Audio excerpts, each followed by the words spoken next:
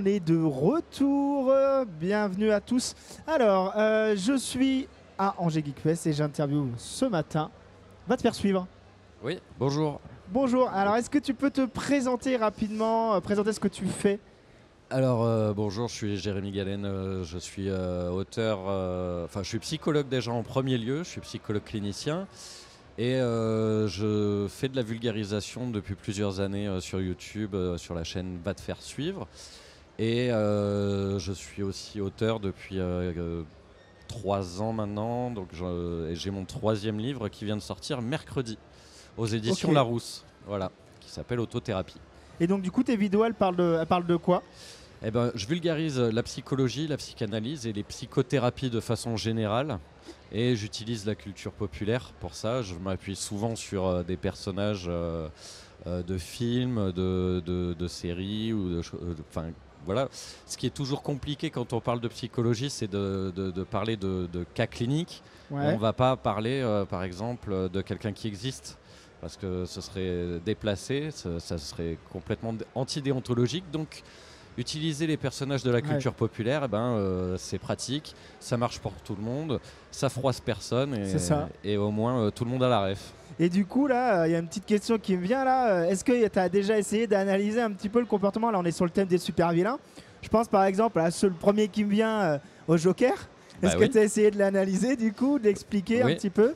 Alors justement, dans mon 2e livre qui s'appelle La psychologie des méchants du cinéma, et dont je vais faire la conférence tout à l'heure sur ce sujet, j'analyse, justement c'est le seul personnage dans le livre que j'analyse en double, parce que j'analyse le Joker de Todd Phillips, qui est joué par Joaquin Phoenix, et j'analyse aussi le Joker de Christopher Nolan, qui est fait par Heath Ledger.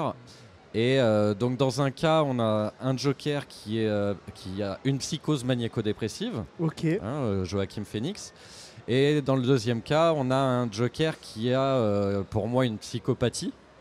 Et dans le livre, j'explique, c'est vraiment le seul pour lequel je fais la double analyse, parce qu'il y a un 3e chapitre qui explique pourquoi est-ce que malheureusement, même si ce sont 2 chefs-d'œuvre, ces films-là, eh bien, du point de vue psychologique et psychopathologique, ça tient pas la route. Parce que on peut pas passer de cette structure à l'autre dans le temps.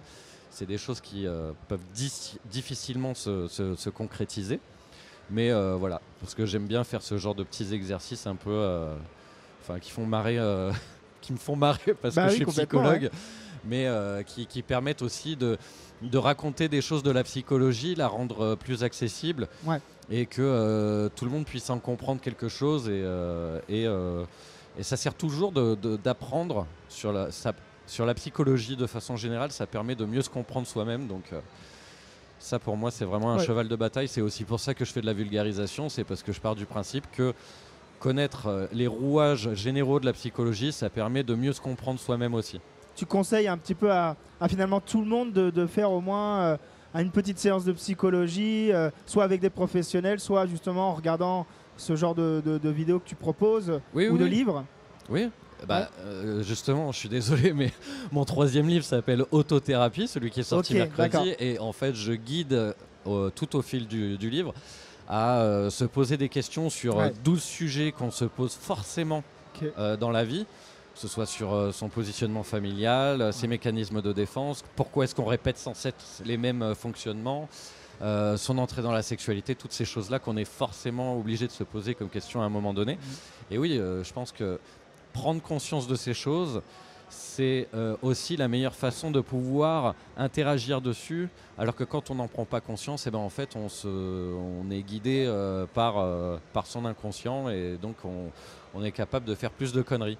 Tout à fait. Alors, du coup, moi, la première question que je voulais te poser, c'est comment on en arrive à un schéma, on va dire, de faire des études en psychologie, à faire des vidéos de vulgarisation et maintenant carrément écrire des livres. Quel est le chemin en fait? Quel est le parcours? Qu'est-ce qui s'est passé?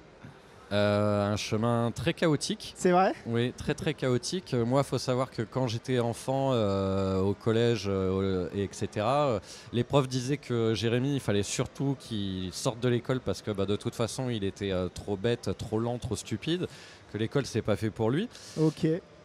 Donc il y a un petit aspect revanche aussi. Tout à fait. Et en fait, le truc est que petit à petit, à partir du moment où j'ai compris que le métier de la psychologie et le métier de psychologue m'intéressaient, et à ce moment-là, j'ai commencé à être dans les meilleurs de ma classe.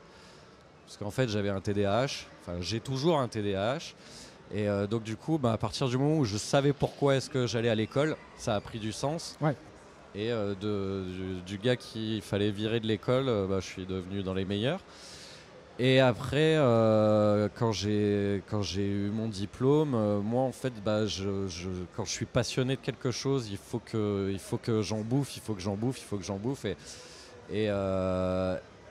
Et travailler tout seul dans mon coin, j'y arrivais pas. Donc je me suis dit que vu que si je comprends bien un concept, je suis capable de le vulgariser, enfin j'espère. Et donc j'ai fait ça vraiment dans cette optique, moi, de ne pas m'empâter, de continuer à lire, continuer à me questionner, continuer à vraiment faire de mon mieux pour continuer à travailler et être à chaque fois un meilleur psychologue, à être un meilleur psychothérapeute. Et de fil en aiguille, j'ai commencé à avoir un peu de visibilité, un peu de crédibilité. Et quand j'ai commencé à avoir, pendant le Covid notamment, de la visibilité à la radio, dans certains médias, etc. Il y a des maisons d'édition qui m'ont approché. Okay. Ça tombait bien parce que moi, c'était aussi un désir. J'aime bien vivre des expériences. Et au début, je m'étais dit, ouais, j'aimerais bien écrire un livre. Et puis voilà, ce serait une expérience à faire. Puis finalement, j'en suis au 3e. C'est ça. Et voilà, c'est juste que maintenant aussi, j'aime bien expliquer aux gens pourquoi est-ce que c'est hyper important quand même de prendre leur psychologie à cœur, de prendre leur bien-être psychologique, de pas mettre ça de côté en fait. Pour moi, je trouve ça très bien qu'on apprenne la philosophie par exemple au lycée. Bon, c'est un peu trop tard en terminale, mais on devrait apprendre la psychologie aussi. D'accord, oui, ça devrait être des cours obligatoires. Oui, comprendre les bases de comment fonctionnent nos émotions, pourquoi est-ce que quand nos émotions prennent le dessus, on est incapable de réfléchir, pourquoi est-ce qu'on est forcé de répéter un certain nombre de schémas tant qu'on n'en a pas conscience. Enfin, c'est des trucs de base qu'on devrait apprendre quand on est enfant. Alors ça, aujourd'hui, il y a des premières approches au collège notamment où ils font ce qu'on appelle les CPS, compétences psychosociales. Ah ouais ? Ouais, sur les gestions des émotions. J'ai envie de dire, attention, qui est-ce qui fait ça ? Les profs. Voilà. J'en ai fait, par exemple. Okay. J'en ai animé. Mais moi, j'ai aucun diplôme dans la psychologie. Donc là, je te rejoins. Hein. Je pense qu'en effet, c'est pas spécialement notre rôle. Mais dans un sens, aborder ce sujet, je suis totalement d'accord avec toi. En effet, ça devrait être abordé à un moment ou à un autre. Et je pense que, vu que ça pourrait être quelques heures dans un cursus scolaire chaque année, je suis certain qu'il y a des tas et des tas de psychologues qui seraient absolument heureux de venir dans les écoles pour présenter des bases, etc. Et justement, là, je rebondis sur tu parles d'éducation et tout ça. Est-ce que pour toi, alors, y a beaucoup de gens aujourd'hui qui nous disent dis donc, les enfants, on les plaint beaucoup. On les plaint beaucoup. Il y a beaucoup maintenant, on reconnaît beaucoup plus de dysorthographiques, dyslexiques, TDAH, tu disais. Qu'est-ce que tu en penses, toi, de ça ? Est-ce que pour toi, c'est quelque chose qui existait déjà avant, mais qui n'était pas reconnu ? Est-ce qu'il y en a plus, en effet, aujourd'hui ? Non. Il y a tous les troubles neurodéveloppementaux, les pathologies psychiques et tout. Il n'y a pas une augmentation. C'est juste qu'il y a plus de dépistage. D'accord. C'est plus accessible aujourd'hui. On va être plus attentif à ça. Après... moi, je pars du principe, en tant que psychologue et que psychothérapeute, qu'on doit prendre ces choses-là en considération. Ouais. Le sujet doit savoir quelles sont ses difficultés pour savoir comment est-ce qu'il va pouvoir faire avec, mais surtout pas utiliser ça comme excuse. C'est pas un joker. C'est pas. Moi, je vais pas sortir ma carte. Ouais, mais j'ai un TDAH, donc du coup, je peux ne pas t'écouter, ou je peux te couper la parole, ou je peux être un vrai connard. Non. Ça. En fait, c'est non. Je sais que j'ai un TDAH, donc je sais qu'il faut que je fasse attention, je sais qu'il faut que je mesure ma fatigue pour pouvoir continuer à écouter quelqu'un, je sais qu'il faut que... Enfin bon, voilà. Et donc non, c'est pas qu'il y a une recrudescence, c'est juste qu'on le dépiste mieux. et que en fait chaque enfant avec ses parents, avec un enseignant, il doit peut-être essayer de voir comment est-ce qu'il peut faire au mieux pour utiliser là où il est bon, pour contrebalancer avec là où il est en difficulté. Mais pas... moi, j'ai un peu du mal avec tout ce qui va faire qu'on doit tout... comme si ça donnait des droits supplémentaires. C'est ça. Parce qu'à ce compte-là, tout le monde va chercher à avoir son petit diagnostic pour avoir lui aussi son droit supplémentaire. Un petit passe-droit. Non, c'est pas un passe-droit, c'est comment est-ce qu'on doit se considérer dans ses spécificités. Et c'est ce qu'on fait aussi en psychothérapie. Je sais que je fonctionne de telle et telle façon. Et comment est-ce que je peux faire pour que dans ma vie, je puisse fonctionner au mieux avec ça, avec mes forces, avec mes faiblesses. Pas comment est-ce que tout le reste de la société devrait s'adapter à moi, à mon fonctionnement. Non, ça marche pas. Ça, c'est du flan.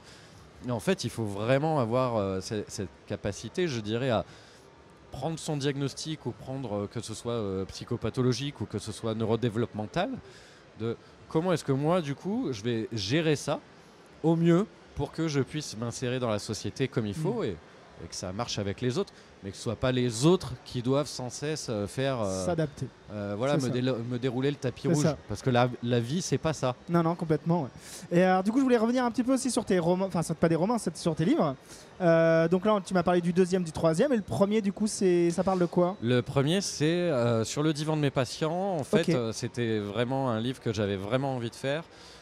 Parce qu'il y a quelque chose que j'aime beaucoup dans mon métier, c'est le moment où en fait dans une psychothérapie, il y a le moment où la personne dit quelque chose et là je sens qu'on est dans un mouvement de bascule. Ah ok.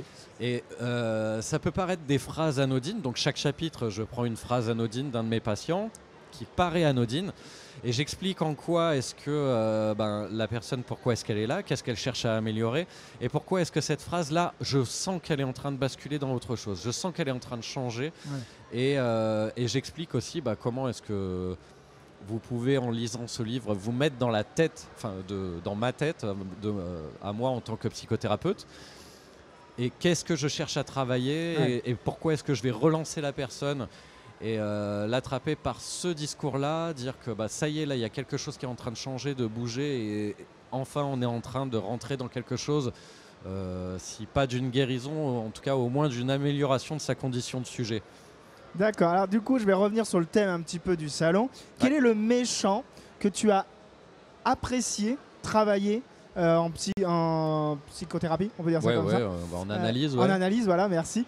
C'est lequel le méchant? Donc on a parlé du Joker. Est-ce qu'il y en a d'autres que tu as Alors, moi depuis tout petit, j'ai un vrai amour pour Dark Vador. Et je suis très content, moi, qu'il y ait eu la prélogie, parce que la prélogie, pour nous, psychologues ou psychiatres ou psy, c'est du pain béni de voir l'enfance. Et je trouve que, pour le coup, on peut reprocher plein de trucs à George Lucas, mais là, vraiment l'enfance qu'il lui a donné donne tout son sens au personnage. Vraiment, c'est un cas d'école de troubles de la personnalité. Je vais oublier. J'ai un trou de mémoire. C'est un trouble borderline, mais un vrai cas d'école. D'accord, ok. C'est vraiment quelque chose que vous étudiez Ok. Non, vraiment, Dark Vador, il est super pour ça. Et il y a un autre personnage que j'ai vraiment particulièrement aimé, c'est Hannibal Lecter. Hannibal Lecter, qui en plus est psychiatre, donc c'est génial. Il est extrêmement intelligent, il est cannibale. C'est un stéréotype parfait de la psychopathie. Ok. Et puis aussi, vu que mon film préféré c'est Les Dents de la Mer, eh bien j'ai analysé le comportement de Bruce, le requin des Dents de la Mer. D'accord, ok, ça reste un vilain. C'est un vilain, et puis surtout, en fait, justement, je m'amuse dans le livre à expliquer comment est-ce qu'on peut, en tant que psychologue, analyser et interpréter les comportements de quelqu'un qui ne parle pas. Parce que des fois, dans notre clinique, on doit travailler aussi avec des gens qui ne parlent pas ou qui ne peuvent pas parler, ou des fois, il faut analyser simplement les gens sur leur comportement, sur leurs faits et gestes, et pas forcément sur leur discours. Et donc, tout le non-verbal. Exactement. Et du coup, je me suis amusé à faire ça avec l'alien, le xénomorphe en tout cas, avec Bruce, le requin des Dents de la Mer, et le T-1000 dans Terminator 2. D'accord, ok. Voilà. Ah oui, en effet. Donc là, une petite palmarès donc, dans ton deuxième roman. Deuxième livre, pardon. Je vais pas y arriver.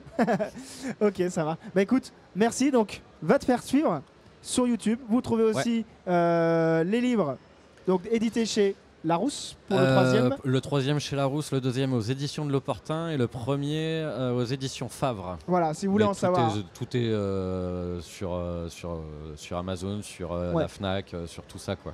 Les grandes distributions. Donc si vous voulez en savoir un petit peu plus sur votre psychologie ou même sur la psychologie des vilains, vous pouvez retrouver tout ça donc des distributeurs Fnac, Amazon, YouTube. De toute façon, sur la chaîne YouTube, va te faire suivre. Ouais, ça, oui, tu as toutes les références, ça marche. Merci. Merci avec pour plaisir, ta merci présence. À vous. Merci beaucoup et puis bon salon à toi. Merci, avec plaisir.